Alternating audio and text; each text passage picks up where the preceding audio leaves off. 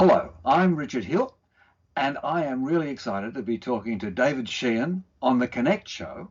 And we're going to be talking about mental health because we've got Mental Health Awareness Month coming up in October, and I practice in mental health.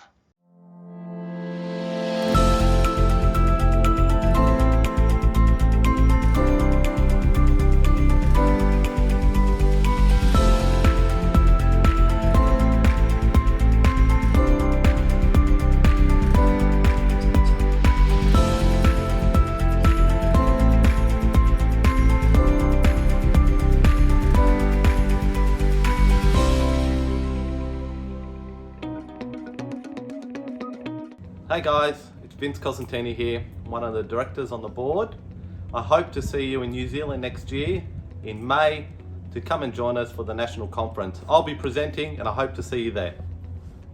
Through this tomokanga lies a world that's waiting to be wandered. See sopranos and songbirds, where waves and sound waves collide, where you can acquire a taste for lots of tastes. Spend time with great company. Look back, look forward, listen. Hear that? Tāmaki Makoto Karangara, Auckland is calling. Hi everybody, this is Dave Sheehan from The Connect Show. I'm very excited to have Richard Hill along with me today, or for this month's episode. Richard, welcome. Yeah, thank you very much. I'm very excited to be speaking. I've done some bits and pieces with you guys over the years, and so it's really good to be back live and online and virtual. Well, for those that have been in the industry for some time, Richard, they may have come to conference. They've seen you speak, present at conference. You've done a number of workshops and webinars as well. Did you just want to tell the folks at home just a little bit about your background? Well, my early years was I was an actor, which was fantastic training for being a psychotherapist because I learned how to be people, and that was really useful. But in the last 20 years, I've been studying, doing a lot of study, social psychology. I got a bunch of degrees, master's degrees in education, sociology, brain and mind sciences. I'm now a PhD candidate, which is exciting, bringing sort of reality to the stuff I call client responsive therapy, which I think is a broad-ranging therapy and a evolutionary change that we're going through. I work with a project called The Science of Psychotherapy. It's an online project. I'm the managing editor of the magazine. The education director. I'm education science director for a psychotherapy school in Salerno in Italy. Patron of the Australian Society of Clinical Hypnotherapists and a bunch of other things, but that'll do. Okay. And there is quite a history there within the massage industry as well. And you come from a unique angle because there aren't too many Richard Hills around that relate into our industry itself. But we're here to talk about Mental Health Awareness Month too, Richard. So your experiences and relate that back to massage therapy if you can. Well, because I've had the most wonderful experience because I work with Susan Davis, who's one of the most established massage therapists in town, and we work together, husband and wife, and a good motto, from head to toe. But the essence of it is we realized very early that when you're working with a client, they come into the room and there's an enormous amount of very, very fast established rapport that sometimes a psychotherapist or counselor might take quite some time, take a whole session or two to establish. But people will come in, they'll take off their gear, they'll lie down on a table and they'll allow you to touch them. And in fact, they'll not only allow you, they'll want you to touch them.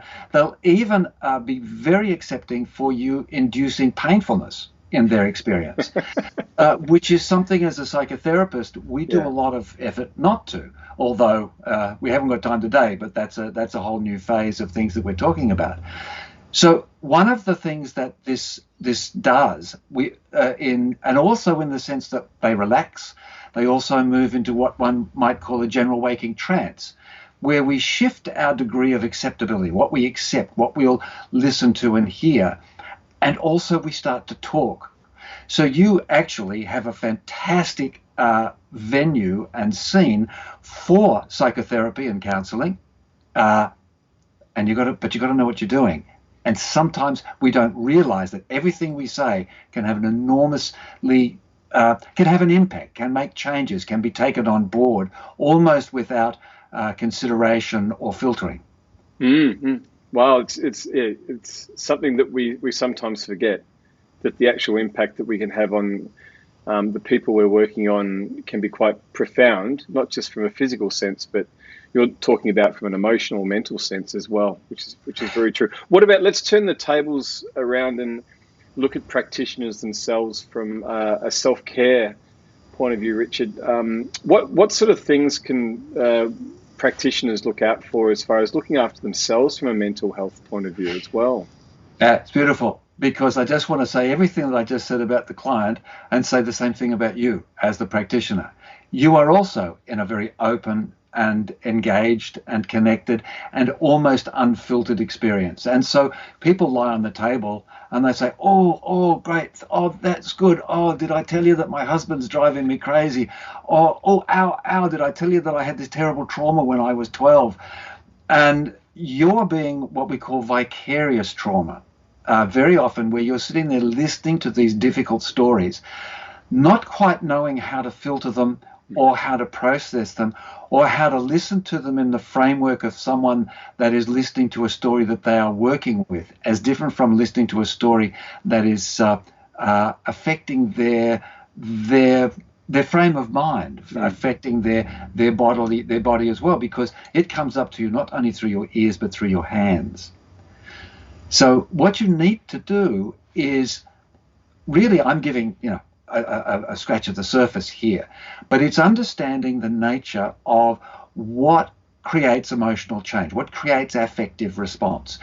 And this occurs because when we talk about massage therapy and psychotherapy, actually it's human therapy. And the fact that we divide them is just really annoying and difficult. They're all happening the same thing. We have somatic therapies in psychotherapy, so we actually do have the touching of the body and the working of the body, and so the body holds the score, as we become famous by Bessel van der Kolk.